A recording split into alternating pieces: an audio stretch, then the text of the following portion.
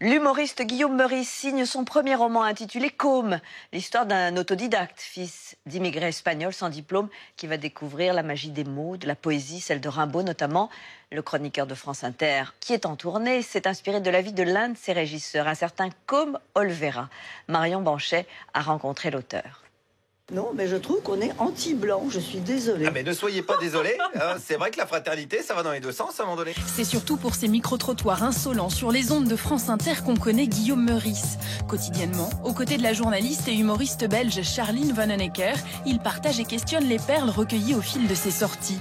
Alors que bon, j'insiste là-dessus, la dame n'est pas raciste du tout, et vous savez pourquoi? J'ai un ami qui est arabe, et j'ai ma petite fille qui est mariée avec un chinois. Donc vous n'êtes pas raciste. Ça vous dit quelque chose? Ah, bah de ce côté-là, je suis pas raciste, je suis contre les cons. Ah oui, alors attention à ça, parce qu'évidemment c'est toujours relatif. On est tous le con de quelqu'un. Je reproche jamais à quelqu'un de penser ce qu'il pense. J'ai plutôt, paradoxalement aussi, de la bienveillance pour tout le monde. Mais j'aime bien me moquer des raisonnements, ouais. J'aime bien me moquer des failles logiques qu'il y a dans les discours. En fait, j'ai tendance à dire qu'il y a la réalité, le traitement médiatique de la réalité. Et moi, je recueille avec mon petit micro une sorte d'élixir de ce qui reste du traitement médiatique de la réalité, quoi. Et ça, c'est très amusant à faire. Chroniqueur humoristique, comédien impertinent, farceur tout-terrain, difficile de le ranger dans une case sans qu'il n'en déborde aussitôt. Aujourd'hui, c'est à la littérature que le bourguignon de 36 ans s'attelle avec un premier roman, Cosmé, le prénom et l'histoire d'un de ses amis, épris de poésie, qui réussit à percer le mystère du poème Voyelle d'Arthur Rimbaud. À noir, au blanc, et rouge, du vert, au bleu, voyelle. Je dirai quelques jours vos naissances latentes. Ah, noir, corset velu des mouches éclatantes qui bombinent autour des puanteurs cruelles. Golfe d'ombre.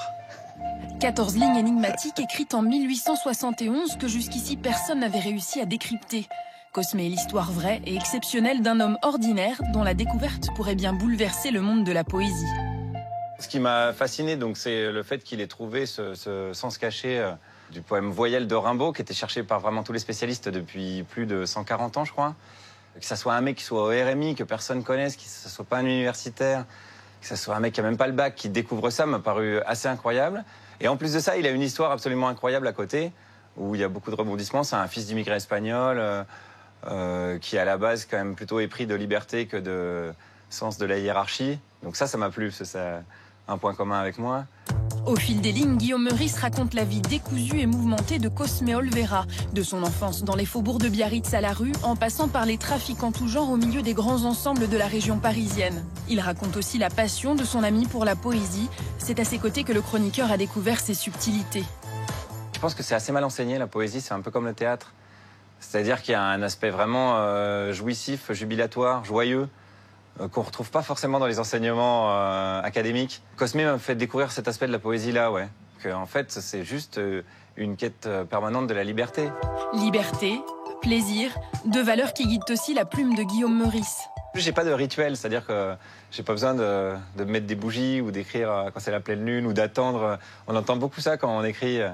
Ouais, moi je vais écrire un jour, mais j'attends l'inspiration. Et bon, t'es sûr que t'écriras jamais, quoi. C'est une dynamique, en fait. Et moi, j'aime bien me mettre derrière mon ordi. N'importe où, j'ai écrit n'importe où ce bouquin-là, quoi.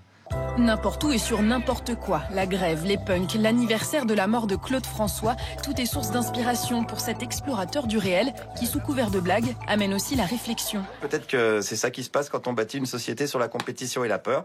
Peut-être que pour gouverner, il faut plus que des slogans. Ça part d'une envie de dire des trucs qui est plus ou moins cadré dans une forme. Moi, c'est un peu l'humour parce que c'est la forme la plus naturelle pour moi. J'ai fait le con depuis tout petit à l'école. Enfin, on est tous un peu comme ça. Les chroniques, par exemple, c'est typiquement des choses que si j'avais pas l'opportunité de les dire à la radio, peut-être que je ferais un comptoir de PMU et que je ferais chier tout le monde avec ça. Son prochain terrain de jeu, la musique, et pourquoi pas une tournée tout en sketch avec son nouveau groupe de rock satirique. Il faut se rendre à l'évidence, vous aimeriez